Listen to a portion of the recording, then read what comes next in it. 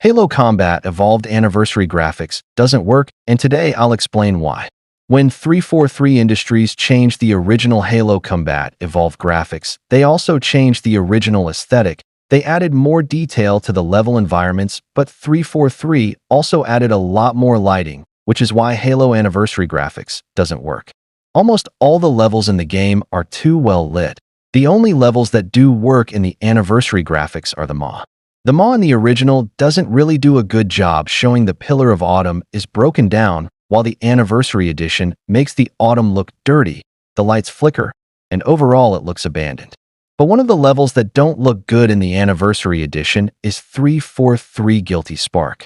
With the use of darkness, introduction to the flood, and small details like blood, 343 Guilty Spark might be the scariest level in the entire game, or maybe the series. The level starts with Master Chief entering a swamp at night. Even though it's very dark and kind of foggy, you can tell it's a swamp, but if you play the Anniversary Edition, everything is suddenly lit up with floodlights everywhere. In the original, if you did not use the flashlight, some areas were basically pitch black, but in the Anniversary Edition, it's so well lit the flashlight is utterly useless. Inside, you can see more lights that ruin the aesthetic of mystery and horror. In the hallway in both the original and Anniversary Edition, you can still clearly see what happened and the horror that awaits. The upcoming room is somewhat better in the Anniversary Edition because it is more clear that the container that held the flood broke and the glass is more visible.